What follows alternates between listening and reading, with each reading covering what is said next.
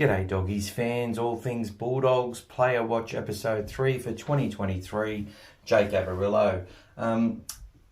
Jakey has been with the Bulldogs, debuted in I think 2020 or late 2019, has played now 54 NRL games in a losing side, a losing culture, and he's played in many different positions across the field, 22 years old, turning 23 this year, in the same age brackets as the Matt Burtons, the Stephen Crichtons and the like. He is a very, very good player, has abundant speed, looks like he's in second gear most of the time, really good agility and ability to break defensive lines, has that really deceptive dummy and can make things happen. And we saw when he got into fullback and he got to roam around and he got some space that he was able to be there to back up at the right time. He was able to, take a run from dummy half and score a shock try and, really pounce on opportunities. And scored 9 tries last year. Was a bit dry earlier in the season, as many of the players were.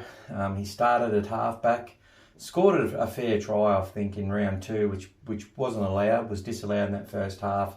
Made an error with a kick. We went on to lose a game we should have won. And Jake Averillo was essentially the scapegoat for the loss, I feel. Was dropped from the halfback role. Wakeham replaced him. Wakeham started really well. We lost by a point to Manly, and then we got flogged by the Storm. And Kyle Flanagan was brought in against the Panthers, and we all saw the headlines around that. Back to Jake. Jake was all set to be our fullback from round 14. He got the opportunity from Mick Potter. Mick Potter put faith in him. Mick Potter gave him the job, gave him the rap, said that he's been watching Jake for a long time. He believes this position will suit him. He felt his first game, he made a couple of mistakes, but he was making the right plays. He was attacking the footy. He was attacking the line with his runs. And, he ran out of puff a couple of times, late on his assignment a couple of times. But the whole fact of the matter is he looked really suited by that role, and I think he felt that would be a role that he could perform in. Cameron Ciraldo's come along. We've got some signings that have come through. Hayes Perham has been training at fullback for the majority of the season. He will be the fullback, barring injury, come round 1. And that has meant that Jake Averillo has essentially been training the whole pre-season in the centres, a position he knows very, very well. Now, I've had plenty of discussions about Jake Averillo as a centre.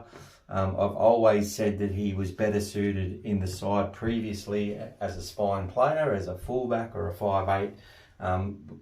Cried for him to be the fullback for probably 12 months before he got the job. And there were many other supporters who believed in the same thing. Now, the problem with Jake Averillo at centre, being not the biggest body in the world, not that crash and barge type player, most of the centres at Canterbury have struggled in the last 3 or 4 years. Slow ball, forwards being dominated, premeditated plays, block plays out wide, getting the ball, crush plays as they're getting smashed by the opposition. It's been really hard going for a lot of centres in the Canterbury side. Yep, Shop made a really good fist of it. So did Carraz when he came through. He was sensational, but that was in a better side. Aaron Shop, all effort, some really tough runs from that centre position. But longevity in the role got him the confidence and the backing to be able to produce. Jake hasn't had that. He's been chopped and changed. Spent whole games where he's had to defend and then, had essentially not much in attack. Not making excuses for Jake at all.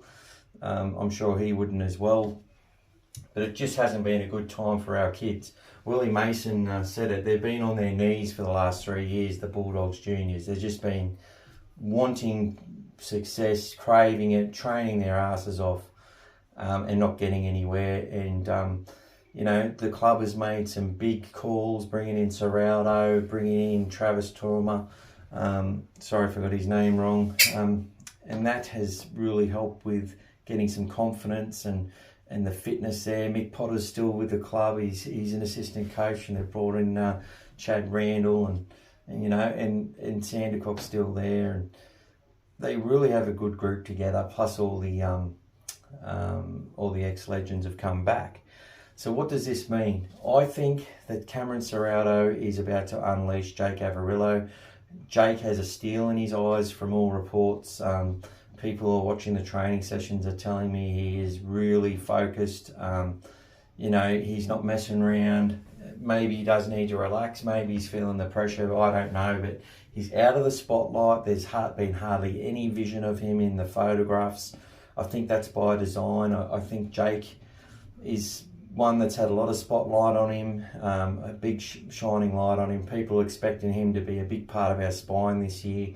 And I think what Ciraldo is doing is applying the blowtorch, putting him in a position where it's not as easy for him to perform, where he is still very well suited in a good side. And for Jake, I think we're going to see a bit more fire, a bit more arrogance, a bit more leadership in the way that he plays. I'm sure of it. And if he doesn't, you know, that's neither here nor there. The club is starting to build depth in all these key positions, and Jake Averillo is someone who has great versatility, obviously, can play in any position, so does offer the club a lot of versatility. And all we want to see, if he makes a 15% to 20% improvement, which you see when a player, you know, gets that confidence and gets that backing and backs themselves and it has a crack and they're all right to make a mistake because, you know, they're giving it 100% all game. That's what we're expecting to see from Jake Averillo this year. That's why I've put the player watch on him.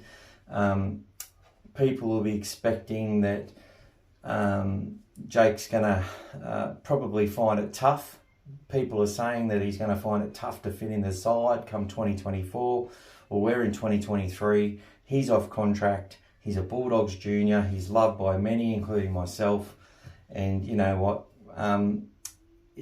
He's going to have it all on his own shoulders. He'll be able to go out there and play footy. He'll be able to go out there and put his best foot forward. All those cliches, we can say them all. Jake Averillo has his destiny in his own hands, and I'm really confident that Jake is going to bring it like he never has before. And that's what I'm going to be backing him to do. And I really hope everyone gets behind him. You know, they still need time to connect and to gel. It doesn't always just happen over the preseason, but all these other options on the edge, the likes of the Kickouts and the Burtons and, you know, Reed Marnie with the quality out of dummy half, we should expect to see a much quicker pathway this year to that connectivity. And, you know, they're putting in the effort. You can see that. It's not just all hype. There really are, there is something brewing there. You can just see it. And win or lose, I know that the Bulldogs out there are going to be doing everything to make us fans very proud. And I think Jake Averillo is going to be a huge part of that this season. And, you know, and good luck to the kid. We really want to see him succeed. So that's Player Watch Part 3, Jake Averillo. Expect to see him starting in round 1 in the centres. If he doesn't start in round 1 in the centres, someone else has earned the spot. Expect Jake to be breathing down their neck and forcing his way into the side to get his opportunity to shine. So we will see what happens, and we will back that kid to make it happen. All right, everyone, thanks for your subscriptions. Really been happy with the way it's going, and look forward to the weekly wrap up of the juniors through the Elite Pathways show. That'll be coming out every Wednesday now. Every Tuesday, rather than the Monday, because Tuesday we can include the new team announcements and that sort of stuff.